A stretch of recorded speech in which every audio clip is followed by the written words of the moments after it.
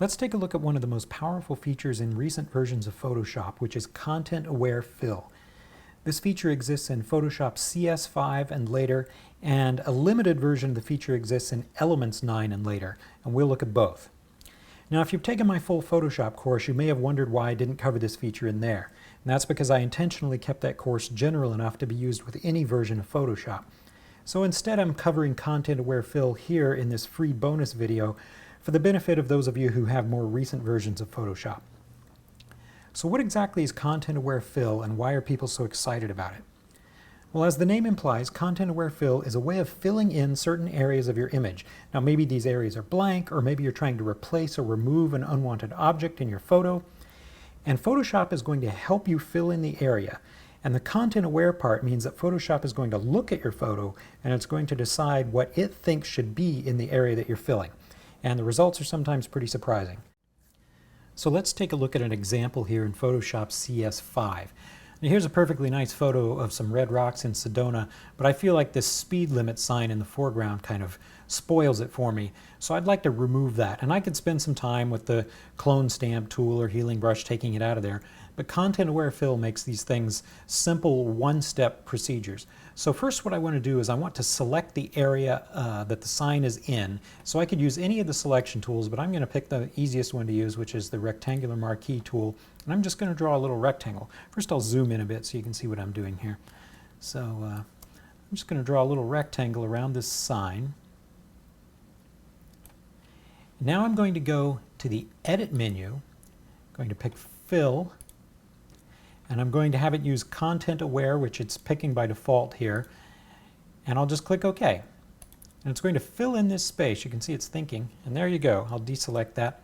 That's a pretty good patch if you ask me, and I didn't have to spend any time with the clone stamp tool fussing around with it. Let me zoom back out. That looks pretty clean. But we can go even farther than that. Let's say I wanted to take out this whole road and just see this scene as it appeared before mankind was here. Well, let's see if ContentAware Fill can handle that. Now, I could use any of the selection tools. I could just trace around the road carefully, but I'm just going to stick with the tool I've got in hand. I'm going to take the rectangular marquee tool and just draw a big box around the road down here at the bottom, a very crude patch, and see if I can do it. I'll pick Edit, Fill. It's got ContentAware selected. OK. And it's going to have to think about this one a little longer.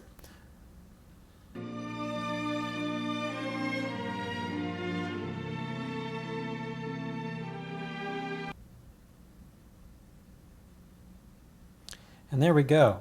I'd say that's pretty impressive. Now you can, maybe if you're looking closely at that, you can tell maybe there's some pattern repetition down there, but it's not too bad given that Photoshop did all the thinking for me. Now let me back up though. I'm just going to undo that, go back to where we were. And if you thought that looked a little too repetitive, all I have to do is choose a different selection tool. In this case, I'm going to make a selection, a looser selection with the lasso tool. And I'll kind of start down here in this corner, and I'll just drag this thing along. And I'm going to make a strangely shaped selection this time, so it won't come out with quite such regular patterning.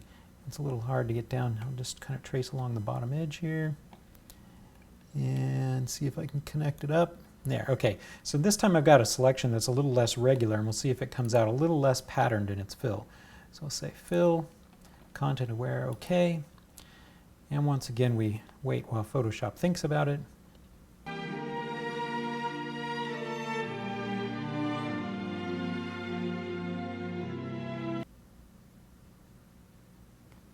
And I'll deselect it.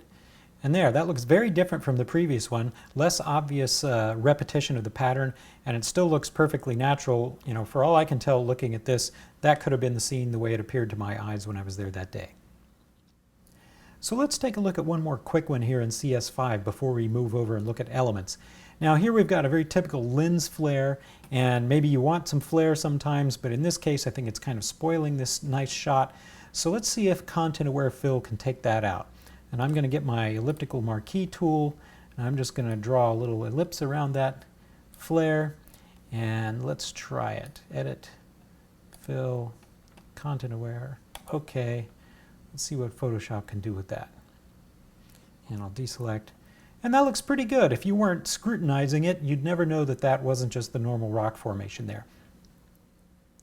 Now let's go take a look at Photoshop Elements, which has a more limited subset of the ContentAware tools, but you'll want to keep watching if you're using Photoshop CS because, of course, anything you can do in Elements you can do in the full Photoshop, and I'm going to show you some new things. Alright, now I'm in Photoshop Elements 10, and we're going to look at a couple of different ways that you can use ContentAware Fill in Elements. Even though you don't have the full access to it that you have in Photoshop CS, there are a couple little tricks you can do with it in Elements as well. And the first of those is you can use it to help fill in the edges of panoramas. And you can see I've got 4 photos open down at the bottom here. And I'm going to merge these photos, which were taken, sequentially side by side, panning the camera. I'm going to merge them into a panorama, and we'll see how ContentAware Fill can help you fill in the edges. So I go to the File menu and I pick New, Photo Merge Panorama. And here I tell it to add the open files. Since I have the ones already open that I want to include, I'll just let it use the auto layout. So I'll just click OK. So now it's going to freak out for a while it goes about merging those into a panorama.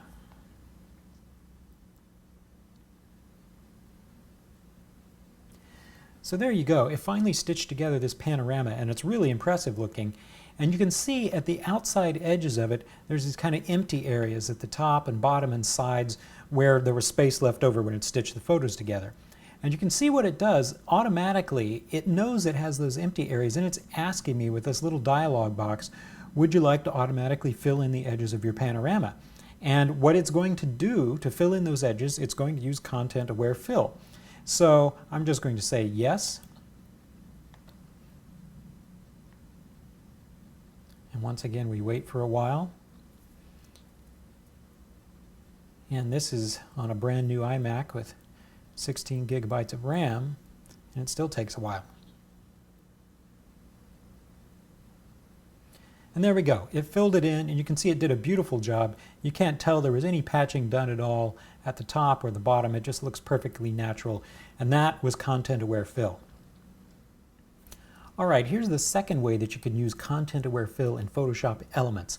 Now you can see once again we have a nice beautiful nature scene, but we've got some man-made objects, these poles in the foreground that I'd like to take out. And unlike Photoshop CS, where you can use the fill to fill in any kind of area that you select with a selection tool, in Elements what you can do that's similar is use the healing brush. And we'll pick it off the toolbar here. We'll get the Spot Healing Brush tool. And as always, I can make it larger or smaller by using the bracket keys, the left bracket or right bracket on the keyboard to make it grow. So I'm just going to make it about the right size to wipe out one of these poles. Then I'm going to go down here and I'm just going to trace over the pole with the Spot Healing Brush and let it do its thing. Bang, gone. Let's trace over this other pole. And after it thinks, bang, gone. And then I'll just get these little cars or buildings or whatever they are and take them out of there too with one little stroke of the tool. So there you go, several ways to use ContentAware Fill in Photoshop CS5 or later and Elements 9 or later. And if you have an older version of Photoshop, it may be worth upgrading just to get this tool. It's that cool.